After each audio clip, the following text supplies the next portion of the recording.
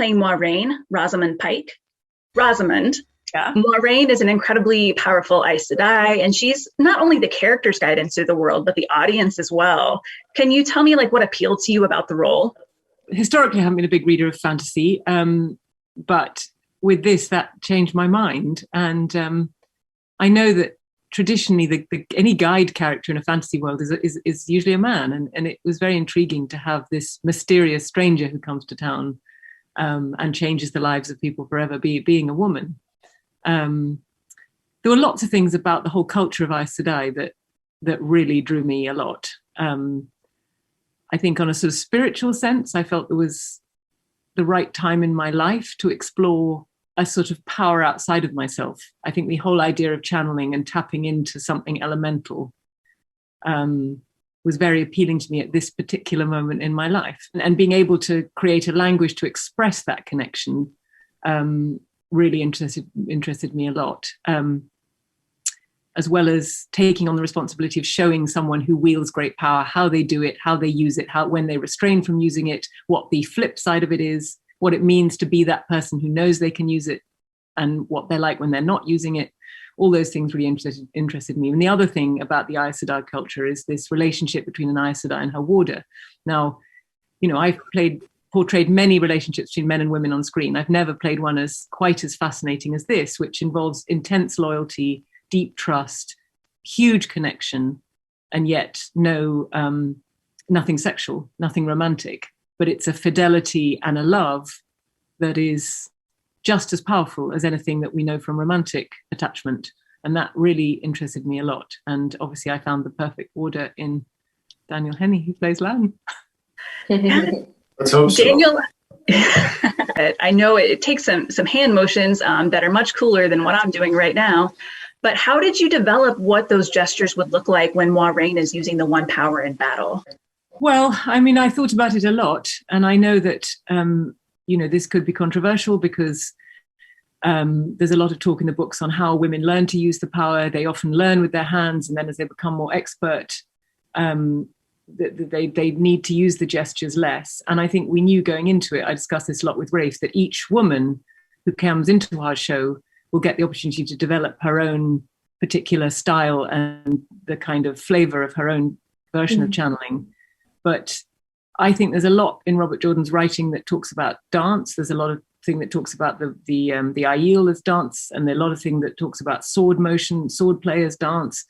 And although I don't think that channeling is in any way a dance, I think that Robert Jordan was clearly interested in movement and the way we move. And one thing that was very important to me was that if there were no CGI effects, people would believe that I was connected to something. And for me, that connection comes through movement. I needed to feel that there was, I'm not just throwing up my hands, that there's some deep level in which something is coming in, something bigger than me, because Jordan writes about it so brilliantly, like it fills your veins. He writes about it almost like a drug that's such an extreme feeling, and it fills your body, takes it over, and that's why you need to learn to control it. So I thought, for me, I need to drink that in. I need to feel it in every fiber. And also, I thought it would make cool shots too. With Lan, we had the opportunity for this battle sequence at the end of episode 1, where you can, yes, we can obviously tell you about the connection between an Aes Sedai and her warder, but in that battle, we get the opportunity to show it. We get the opportunity to show that they feel one another's presence. So he, with his, the way he can, work through a series of 5 Trollocs and decimate them, gives her space to connect to the source. All those things, the way they move around each other was really important. And obviously you can make it big, and then if you make it big, you can also make it small. That's the point. It doesn't always have to be big. Yeah. It can be tiny. You can see the shadow of it later. And because we've seen it before, we'll understand it. Anyway, I'm going to stop waffling now. That was lovely. Or if you kind of had any fun stories from set about learning that skill.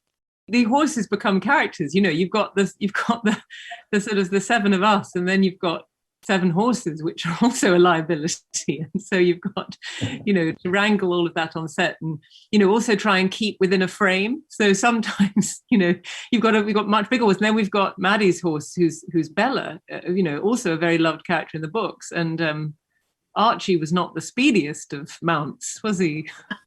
He was not. He was the gassiest. He was the gassiest of mounts, though.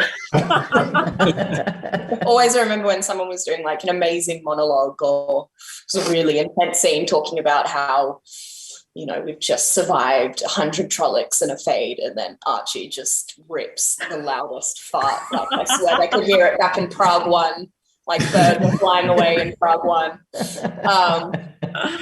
He was amazing. Yeah. Because of a sequence where I have to ride on a horse with someone else. It is a privilege to ride the horses. I mean, it's like if you've ever enjoyed playing dress up, then, you know, it's about the best dress up you can have, really, is being in these fabulous costumes on a beautiful horse in the middle of some of the most stunning countryside. It's like the best sort of fancy dress party ever, really. Yeah, the horses are beautiful. And the other thing that's nice in the Czech Republic, actually, we're allowed to do quite a lot. When I did a Western in the States, and the insurance policies are such that it's very, very hard to allow or insure actors to do any of their own riding.